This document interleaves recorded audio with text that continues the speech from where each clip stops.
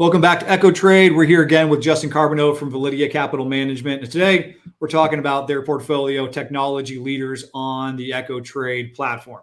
So I want to dive right in. Quick background on Justin. So Justin, he's the co-host of the Excess Return podcast. He's got an MBA from University of Connecticut. The Validea Capital Management team is rounded out by Jack Forehand and John Reese. So Jack's the CIO. John's got an incredible, educational background. A lot smarter than me. We went to MIT and then got his MBA from Harvard. So incredible team over at Validea, and we're stoked to have him partnering up with Echo Trade. So Justin, I appreciate you being here. Thanks so much, Jeff. Well, you know what they say about investing in IQ, right? What do they say? Well, this is a famous Buffett quote, which is once you have an ordinary IQ, your success in investing is much more about temperament than it is your intelligence level. This is exactly true. Yep. Emotion's the enemy. So let's talk about that. Let's talk about the portfolio. So this is the technology leaders portfolio. So obviously you guys are focused on the tech sector. So kind of give a background on what you guys are trying to accomplish within this portfolio and kind of how Echo Trade investors can look at it.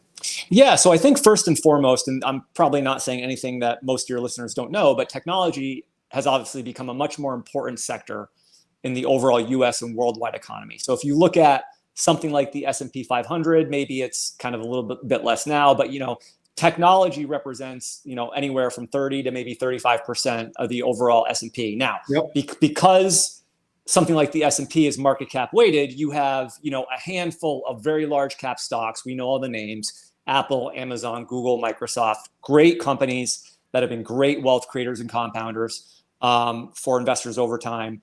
But those obviously make up a big portion of the index, but still underneath the surface, there's a lot of technology companies, a lot of innovative companies. And what we're trying to do with this technology leaders portfolio is we're saying, okay, let's benefit from the secular growth in technology.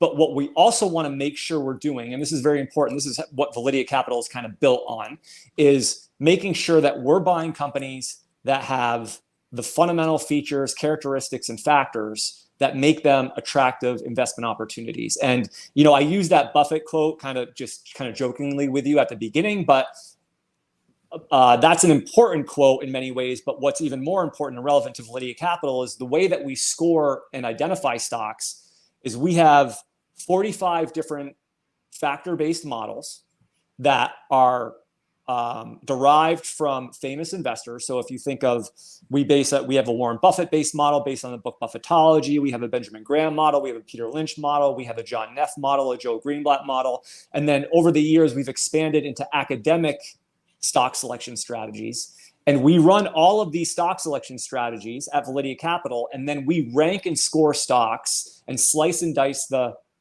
what I would call investing system or investing strategies many different ways. And the way that these technology stocks are being identified, it's saying, okay, let's start with the tech sector, because as we've already established, that's a very important sector and that's where you're going to get very good opportunities. But then we score all of the technology names and all the names in our universe based on a composite or consensus system using all of the strategies I just mentioned. So what that results in is this technology portfolio. It's top technology stocks that have strong fundamentals. We're never going to be in, and this would be maybe somewhat of some investors may look at it and say, wow, we're never going to be in the stocks that are trading at 20 to 30 to 40 times sales. Those just aren't the stocks that our system is going to buy. Do we own Apple? Yes.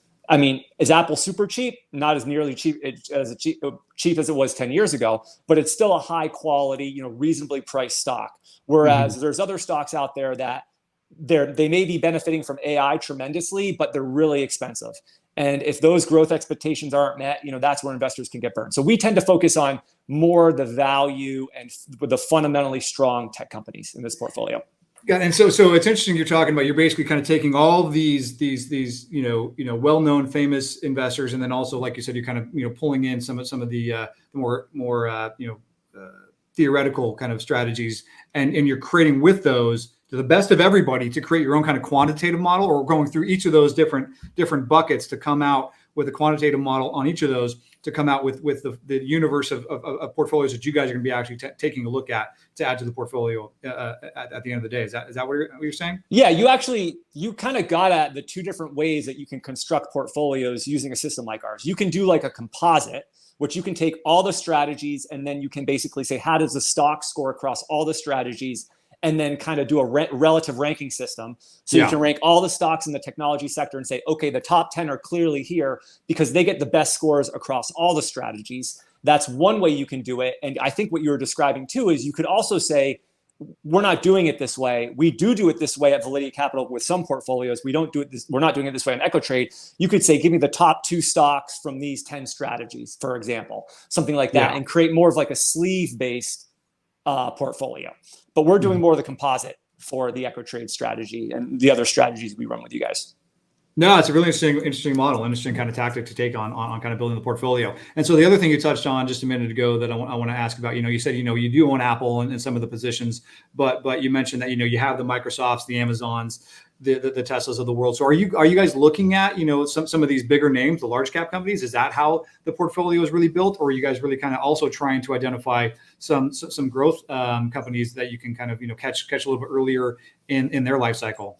Yeah, we're really all over the map. It's really going to go where the tech stocks with the best fundamentals are being found. So like now I'm looking at the portfolio, the market cap is ranging from Apple 2.7 trillion to, we're going as low as a company, and I don't want to name too many names here because it's not about stock picking. It's more that, you can find that in the portfolio, but there's a couple of names in here that are around, between 10 and 15 billion. Now these are companies that, they've kind of been around. They're like established tech companies and they're just crunching out profits and they're just great long-term compounders. They're probably not the next Apples of the world, but they're really good companies within their respective space. But the point is, and I think to your point, it's, sometimes really good returns you can find them in sort of the small and mid cap companies that are less followed, less under the radar. I would be surprised that these two companies that I'm looking at in the portfolio, they may have, I don't know, I'd have to look, but very little Wall Street analyst coverage where, everybody and their brother covers Apple. So, there's more information and efficiencies, maybe a little bit more of an edge when you come down into, smaller names that aren't as widely followed. Got it. So the next thing I'm curious about is obviously it's a technology leaders portfolio. You're focused on the tech sector. Are you guys looking at, kind of subsectors or different themes within the technology, universe that you guys are interested in? Only if it is reflective in the actual fundamentals. So, let me give you an example. Let's say with all the hype with AI, like we're not like overlaying like some type of artificial, I don't know how you do it in the fundamentals. Maybe you could tag these companies in the database. Like these guys have AI exposure. I mean, we don't really do any tagging. I mean, we're looking at the industry classification from the data vendor, and then we're saying, okay, they're in the semiconductor industry, in the technology sector, whatever. But the way it would ultimately show up with sort of a tailwind of AI is, as the growth and profitability materializes for these companies, our system would look to uncover that. Now, whether or not that growth and profitability, because I would imagine, like I was kind of thinking when I was thinking about the valuation point I made earlier, that a lot of these companies that are, I guess, going to be beneficiaries of this AI boom, a lot of them are kind of gotten very expensive. That's partly what's driven the market so far this year. So our system would regulate, like it might have really good earnings growth. It might have very high profitability. It might have very high return on equity. It might have very high return on capital. Those would be all good things. But again, it would be like, where is the valuation? Not all of our strategies look at valuations, but many of them do. So it's like, does the valuation counteract that? We won't know until the future, until like those companies actually are generating and delivering on growth and profitability. And then, ultimately maybe our system would pick them up. But, I can't say for sure. Got it. And then I guess to wrap it up, I mean, how do you look at this is there a time horizon you're looking at this? What's kind of the overall objective from an investor standpoint when you're looking at the technology leaders portfolio? Are you really looking to kind of generate alpha, outperform the market? Is it are you looking at to really outperform or to the short term or the long term? What's the time horizon you're looking at on individual names and then the broader portfolio? When you're following very concentrated baskets like we are, this is a 10 stock portfolio. You want to give strategies like this the longest time period possible. So I would say generally a full market cycles have been lengthening over the last 50 years. Yeah. But, not all investors have, 5 or 10 years. I mean, but what I would say is you want to give the portfolio the longest period possible to generate outperformance. And then I would say, probably the benchmark for this isn't the S&P 500. It would probably be something like the NASDAQ. I mean, this is, the NASDAQ's tech heavy. So if you're going to benchmark to this, if you're going to allocate to this, and you put X amount of dollars in it, and you look at this 1, 2, 3 years from now, probably look at it versus the NASDAQ, which would be a more appropriate index. Although this is a lot more concentrated, and the NASDAQ's a lot more, it's market cap weighted. So it's a very different type of strategy, but that's, I think, the appropriate. And then you look and say, how is this done? Has this generated alpha? Have I gotten what I think I was going to get from it? Yeah.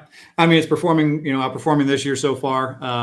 And at the end of the day, it's a good portfolio for the echo trade investors to be able to get this kind of access and thematic access and leverage, again, not only your and the rest of your team's expertise, but again, the way that you're utilizing the expertise from all these other asset managers over the course of the last several decades and kind of funneling that into a composite portfolio. We're thrilled to have it on the portfolio, thrilled with your partnership. So investors can take a look at the technology leaders portfolio within Echo Trade. Thanks, Justin. Thanks, Jeff.